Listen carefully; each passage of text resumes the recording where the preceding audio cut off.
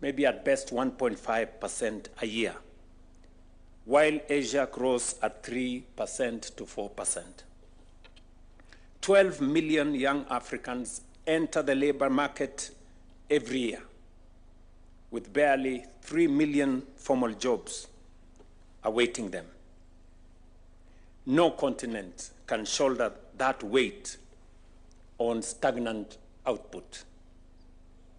Africa will not be lifted by the abundance of its resources, and we have huge resources.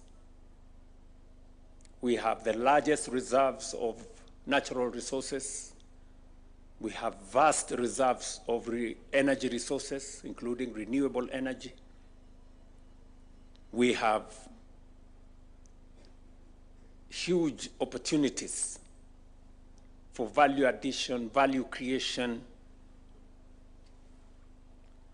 but this continent of ours will be lifted by the productivity of its people. Nowhere is this challenge more urgent than here at home. A Kenyan worker's productivity today averages US $7,750 or 1 million shillings a year, placing us at number 142 out of 189 nations. Think about that. Think about it for a moment. We rank in the bottom quarter globally in terms of productivity.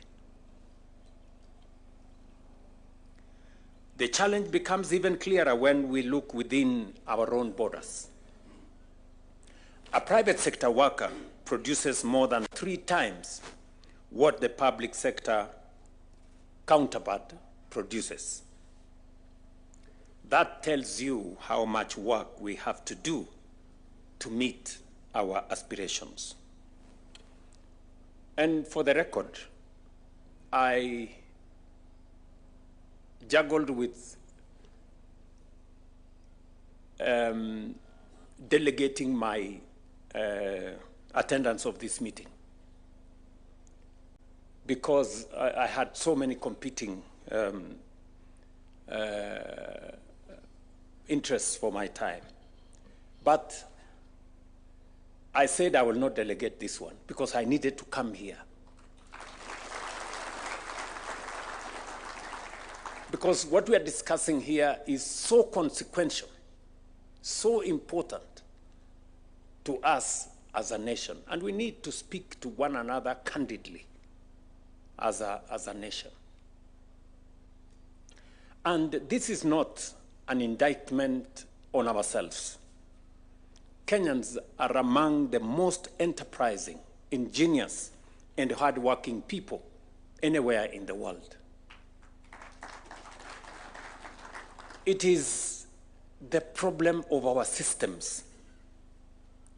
And the systems, unlike fate, are within our power to change. Yes. We are not condemned to be this way. We can change. And we will change. And we must change. Because on that truth rests our future. I have declared that Kenya will become a first world economy in our lifetime, and I believe it. I say it again here without an iota of doubt. Kenya will become a first world country in our lifetime. It is inevitable, it is unstoppable, it is irreversible, it will happen. But let's be honest about what that promise demands. You cannot reach a first world destination on a third-rate productivity. A first world economy is built by first-rate output per worker, per hour, and per shilling. Productivity is not one chapter of that dream. It is the book. If productivity is the destination, then in my assessment and opinion, there are 5 levers we must pull without hesitation. Our human capital, centralized merit, onboard technology, bring our counties on board, and have a national, everybody involved mobilization. If our people are the source of our productivity, then our first investment must be in the people. The development of our human capital must be our first and most urgent priority.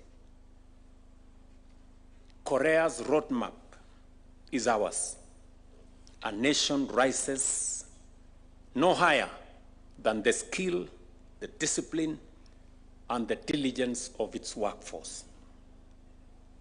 And it is the reason why we have invested so heavily in our human capital in the last 3 years. When I asked the Presidential Working Party to look at our education, we were very clear that there were 4 gaps. We didn't have enough teachers. We didn't have enough classrooms. We had a faulty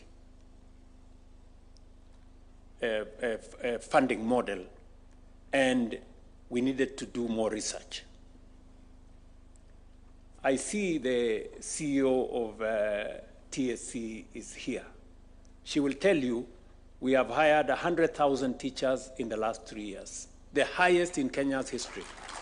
And it was not by accident, it was deliberate.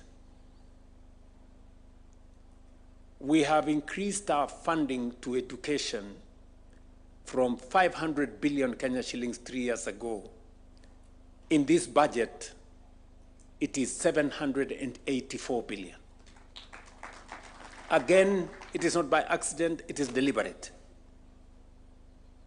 We have built 23,000 new classrooms, and we are now on course building 1,600 laboratories for our schools.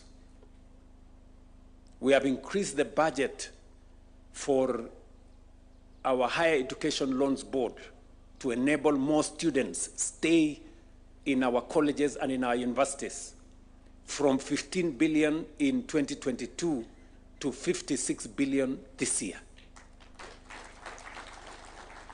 So, and I have recently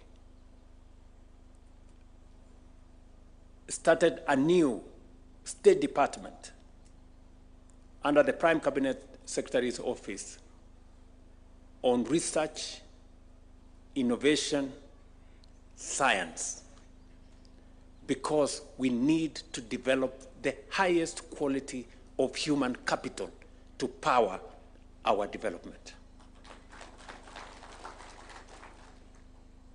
This must be deliberate. And I wanted to say this in this gathering. We must develop, we must have the best human capital. And then we must demand of that human capital productivity.